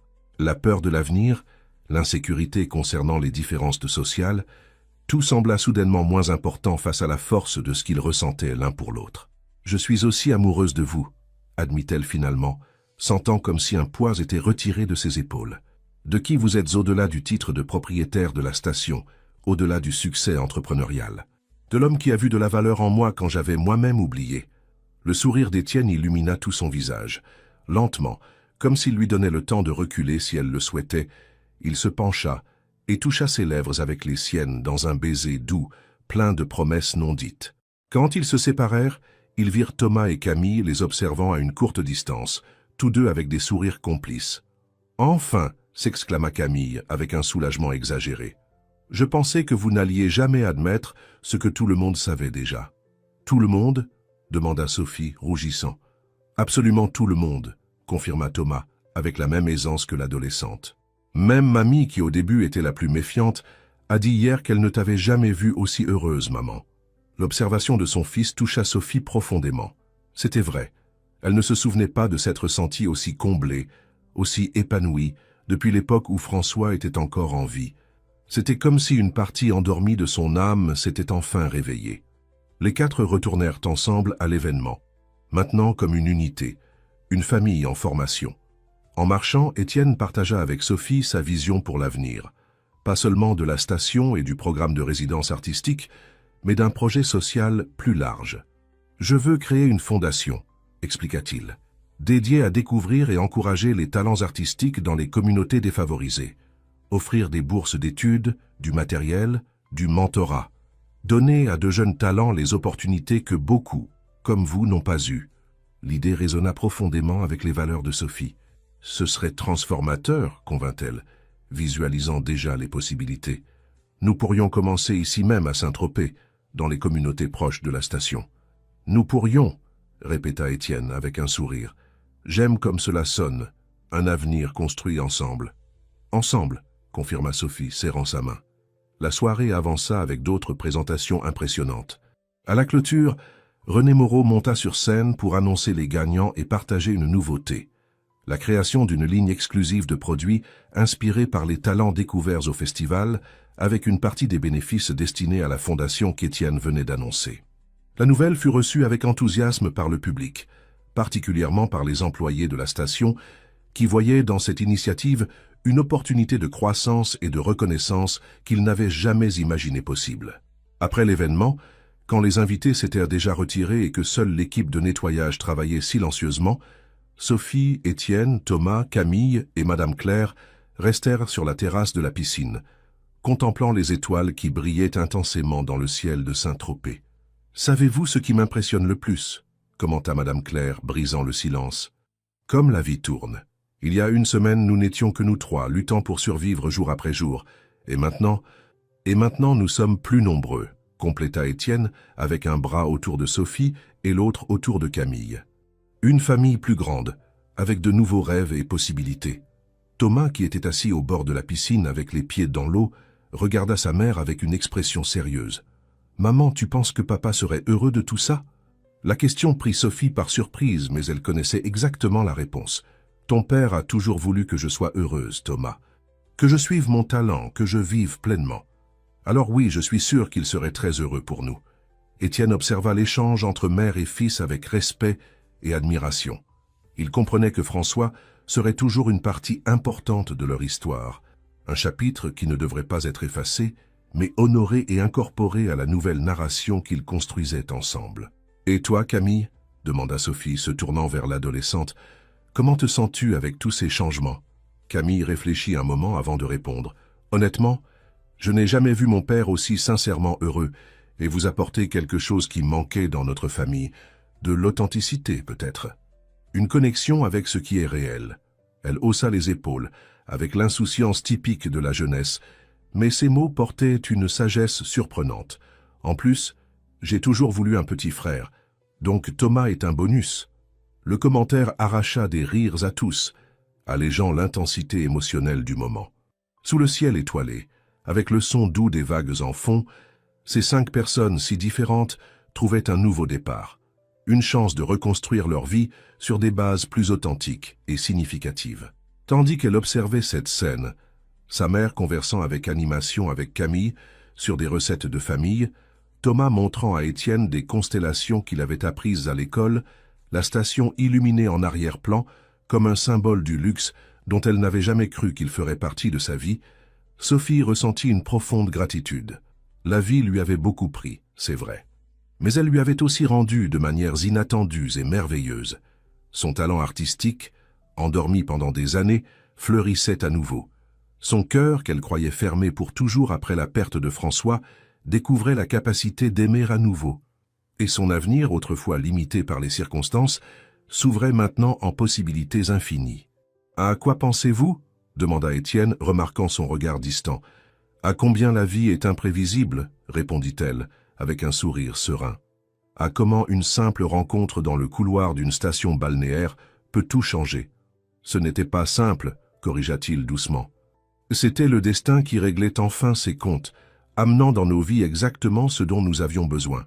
Au bon moment. » Sophie appuya sa tête sur l'épaule d'Étienne, se sentant complète comme elle ne s'était pas sentie depuis des années. Ensemble, ils avaient découvert que les plus grandes transformations commencent souvent dans les lieux les plus improbables, que le vrai luxe ne réside pas dans les biens matériels, mais dans la capacité à reconnaître et valoriser ce qui compte vraiment. Et tandis que la nuit avançait sur Saint-Tropez, apportant les promesses d'une nouvelle aube, Sophie était sûre d'une chose. Ce n'était pas la fin d'une histoire, mais seulement le début d'un voyage partagé, une toile vierge, prête à être remplie avec les couleurs vibrantes d'une vie véritablement épanouie.